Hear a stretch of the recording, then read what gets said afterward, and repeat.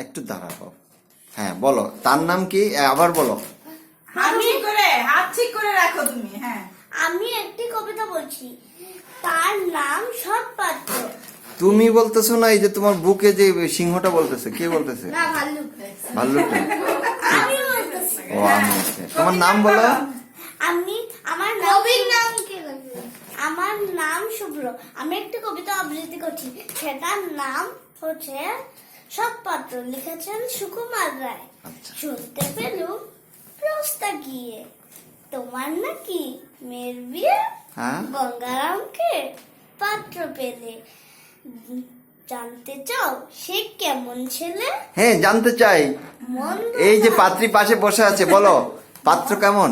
মন্দ নয়? মন্দ নয়, মন্দ নয়। এবার বলো পাত্র ভালো। মন্দ নয়, কিন্তু পাত্র ভালো। রং যদিও বেজায় কালো, কালো। তার উপরে মুখের গঠন হুম। অনেকটা ঠিক পেঁচার মতন। পেঁচার মতো। বিদ্যে বুদ্ধি বলছি মশাই, হ্যাঁ। ধনী ছেলে অর্ধমশাই।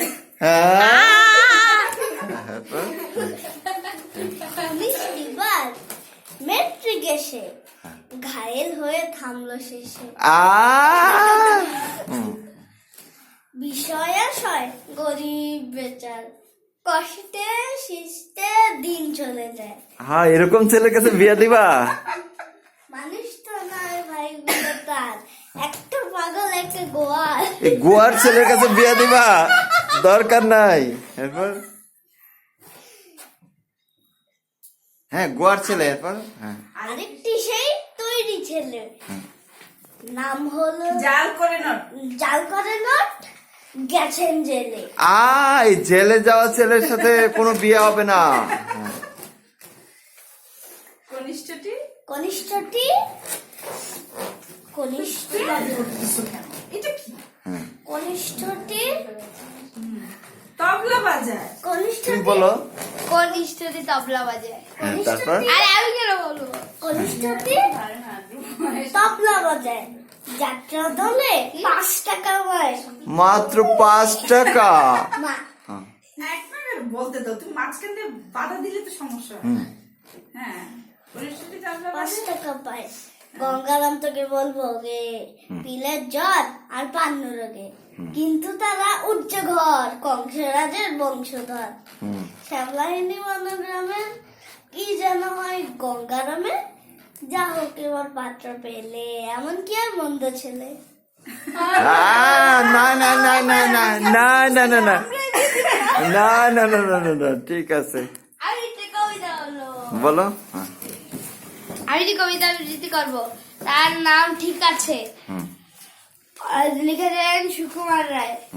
অসময় মেহমান ঘরে ঢুকে বসে যান, দেখ বুঝালাম ঝামেলার যতগুলো দিক আছে।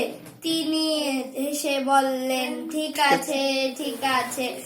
রেশনের পচা চাল, টল টলে বাসি ডাল, থালাটাও ভাঙা চোরা, বাটিটাও লিক আছে। খেতে বসে জানালেন ঠিক আছে ঠিক আছে।